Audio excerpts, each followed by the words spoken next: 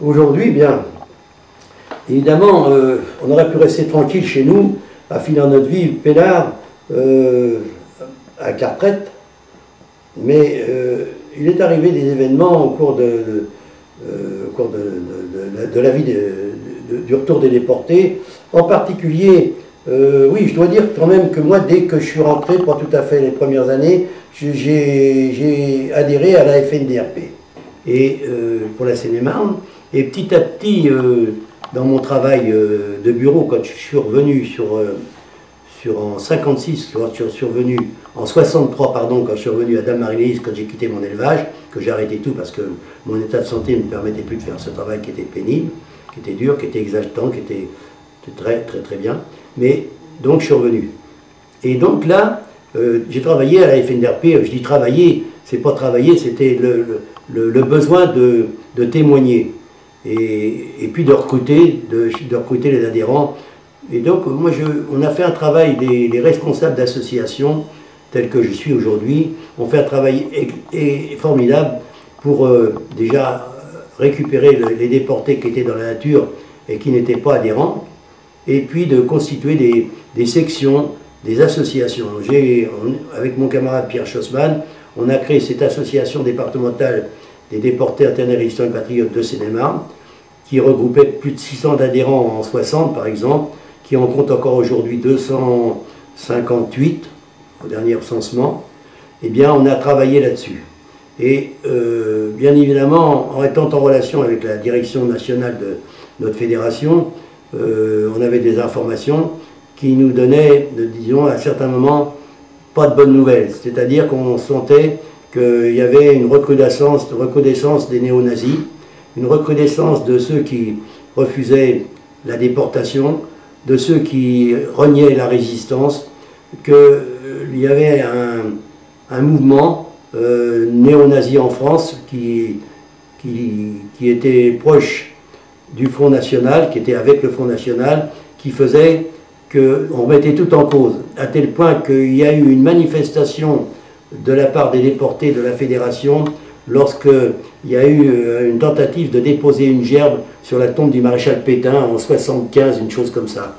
Notre fédération avait réagi fortement et on avait manifesté, je crois, à Paris pour ça. Mais il y a eu aussi la remise en cause de la résistance qui n'était pas tellement bien compris en France. Et puis sur la déportation. Alors, on a pris l'initiative, la fédération a pris l'initiative d'aller dans les lycées et collèges pour témoigner. Et ça a été un travail très conséquent qui a été fait de la part des déportés, des internés, des résistants.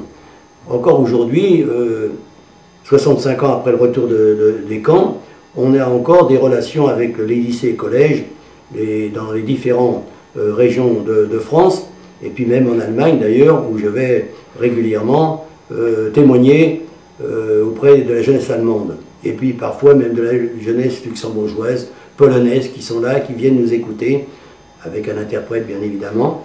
Et je crois que ça a été quelque chose qui a permis de faire prendre conscience un peu plus à nos concitoyens français. Faire comprendre ce qu'on a vécu dans les camps, ce qu'on a souffert, hein, le martyre qu'on a eu pendant toute cette période de moi de ma déportation, des 3 années de déportation, et puis de mes camarades.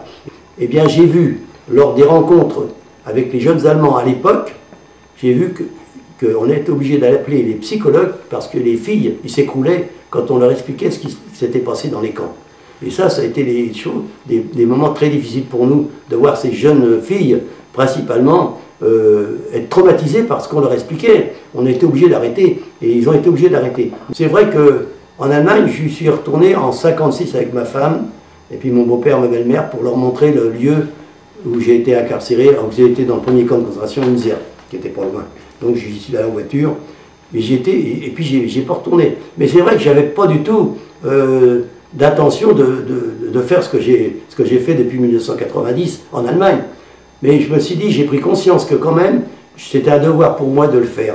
Parce qu'ils doivent savoir, ces jeunes Allemands, moi que je leur dis, j'ai pas de haine contre le peuple allemand. Ça, je le répète 1000 fois.